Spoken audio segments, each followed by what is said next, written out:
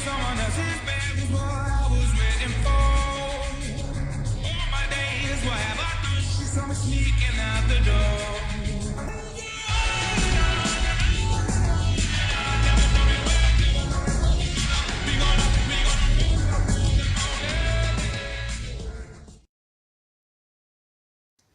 Hello children, I gave myself a week off to feel sorry for myself, and as well, it's a two-parter, and I don't genuinely like talking about two-parters when we've only had one half of the story really. So class had its first two-parter, and I must say on the whole I quite liked the episodes in question. Episode 4 starts off with a focus on April, and like I've said before, I'm quite happy that they've done that, because before I knew she was there and it felt like she was meant to be the main character of the focus group, but her and Charlie, but I couldn't warm up to her at all. She just felt very flat to me. In this episode, they introduce us to her dad. Like mentioned before, he had a suicide attempt with her and her mum in the car, which left her mum paralysed from the waist down, and with him in either prison or in therapy for several years, and with a restraining order put out for him, because that makes perfect sense. We go further with the relationship between April and Ram, and I think it might be going a bit quick on account that Ram has lost his girlfriend, like, must have been, what, weeks ago still? But you know, teenagers in love and all that. But April has been having issues with unbridled rage and parts of the Shadow Kin coming through her. The Shadow King, the king of the Shadow Kin, pronunciation is your friend, has been trying to get a hold of her or go through her, a portal to Earth, in order to either take it over or kill everybody, because her heart is still there and he's being weakened or influenced by it.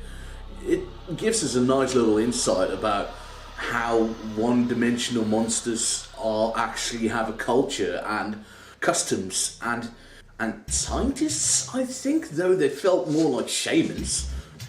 This leads us into her and Ram ending up in episode 5 in the realm of the Shadow Kin. It had a specific name, but I lost it. I just really would like to call it Shadow Realm, just for, you know, shits and giggles. Normally when a character or several characters are lost in another dimension or somewhere where the main cast can't get to them, the B-plot always devolves into some kind of a, how do we get them back? You know, well, what do we do this? But luckily, class has taken a different route. During the absence of April and Ram, of course, the parents are worried as all fuck, and the kids involved at that point do try and rile up some kind of a what do we do next. But there's another plot that had been building up in a previous episode about these little flower petal butterfly creatures which are carnivorous, and it's probably just as silly as it sounds, but seeing these little creatures just break open your skin and feast on your blood and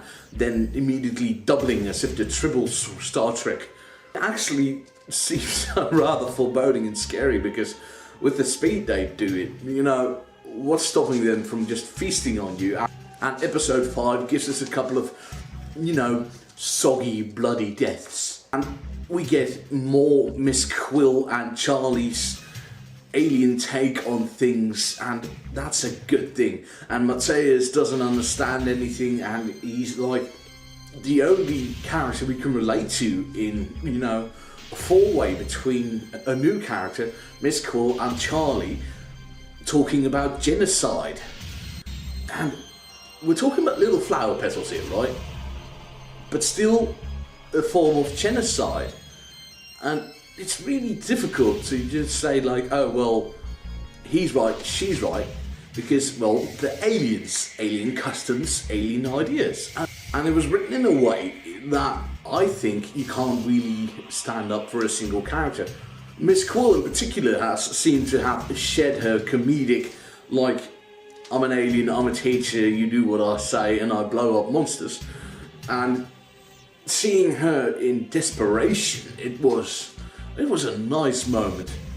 One of the climaxes in episode 5, Bravery's Heart, was based on a sword fight between April and the King of the Shadow Kin, and this lost me a bit, because I get it. I know what kind of show it is. But you get a little girl beating a big monster. Granted, the monster might have been weakened, but yeah, it's young adult. That's all I can say. I'm probably not the intended audience, so they can get away with it. But it didn't work for me personally. In the meantime, we get like the genocide thing gets solved by the first climax, so it gives us a nice little moral dilemma. But it doesn't get resolved quite yet. There's still stories to be told with the Cabinet of Souls, and I'm happy they're gonna, keep that on board for a little bit. The new headmistress, she seems intriguing because she's bringing in this nebulous villains in the background, the governors, or are they villains? We don't know yet.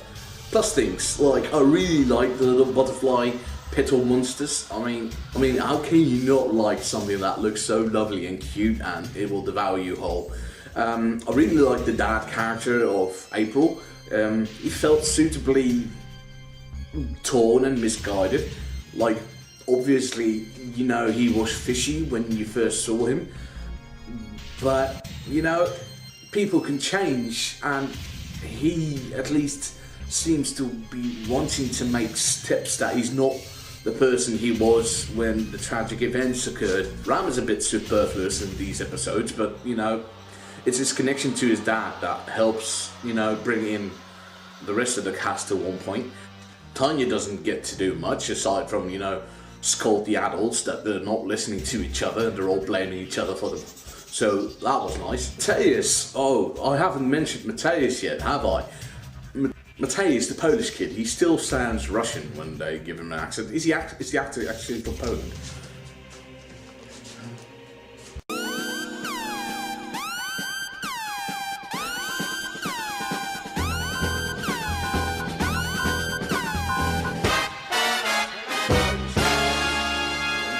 His accent? Still think it sounds more vaguely Russian than Polish, and I've known quite a few Polish people in my life.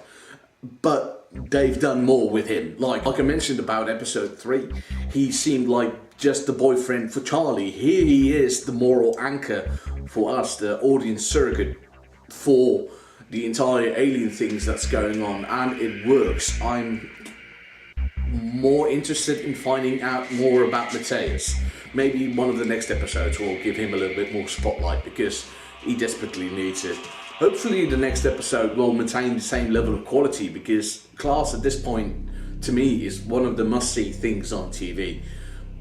No, I know, I sometimes watch absolute garbage, but, And I know, sometimes I watch absolute garbage, but, this at least has heart.